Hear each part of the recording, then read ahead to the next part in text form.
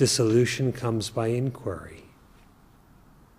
Question what you regard as real, what you regard as yourself.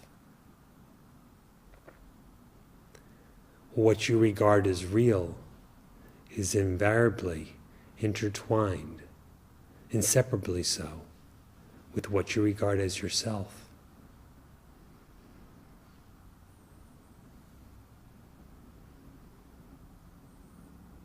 Who am I? Can you be the body? Can you be the senses? Can you be the mind? What is it that is referred to as I?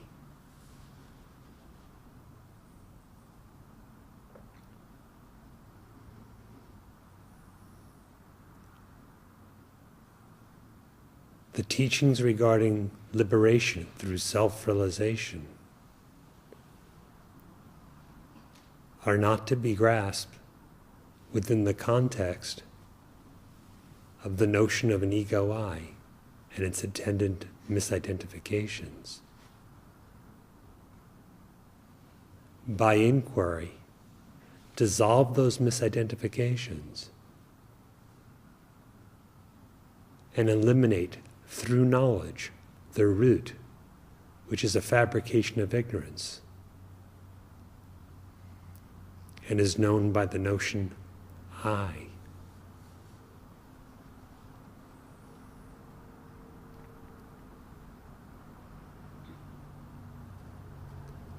Liberation then is not for the I or within the I as an individual, but it is liberation from the individual I.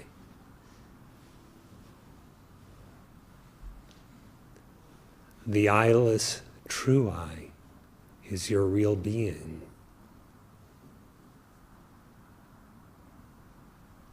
And it is that which is perpetual silence.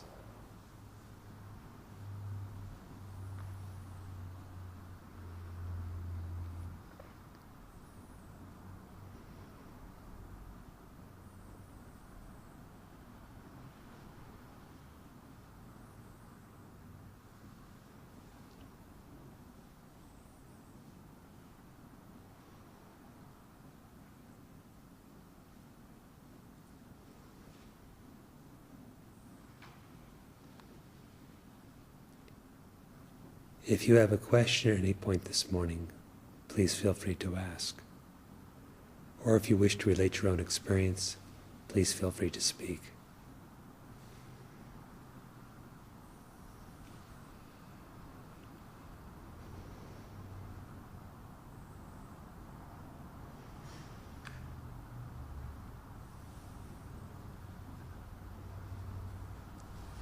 Thank you, Master.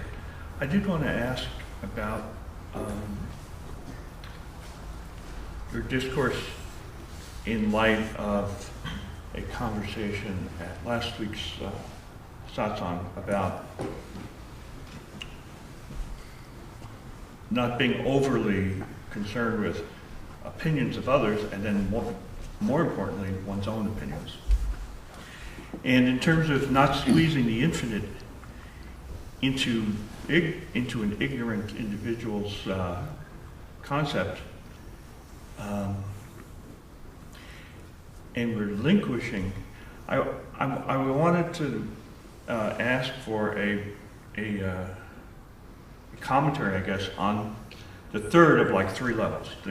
I could see that there's the opinions of others, but someone could maintain a peaceful, stoic silence and be indifferent to the opinions of others, but then cherish opinions inside and feel kind of content and complacent about one's own opinions without, feeling impelled to promote them. But then, deeper than that, one could take one's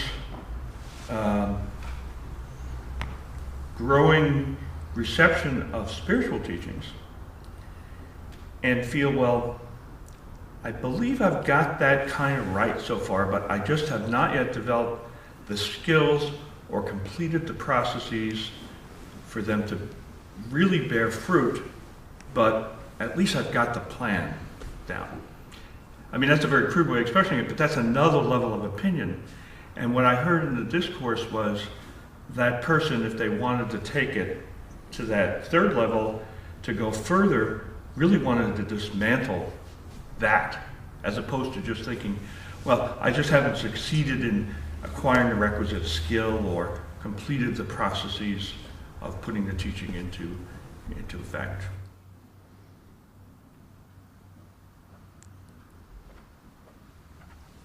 What did you want to know? Well, that all seemed like a body of opinion there. Yes, but the quality of it is considerably different. Right.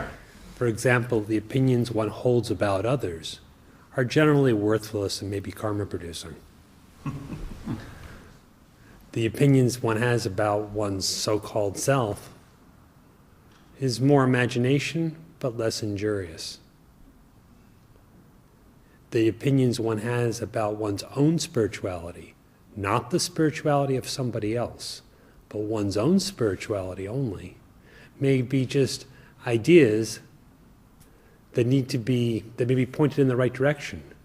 But verification experientially is needed, and that comes by actual practice. The conviction born of practice is not an opinion, for it is not based on thought-formed knowledge.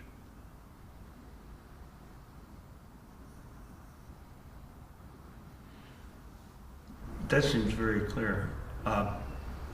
When I was actually thinking of those, I wasn't so much thinking of the opinions of others as much as sort of facts or evaluations of situations. In other words, if someone felt naturally inclined to practice discrimination, even on everyday details, one might find that not everybody agrees, but then just peacefully, do what you can and be at peace. That's right. And not so much the opinion of others, about others, but unmatching opinions about the best way to, accomplish something. But even holding them inside with a certain smug contentment, that doesn't seem too high. One should question, it seems, even that body of, discriminated conclusions. And then when applied to spiritual practice in a similar way, not only the opinion about oneself, but the opinion about the actual structure of the teachings.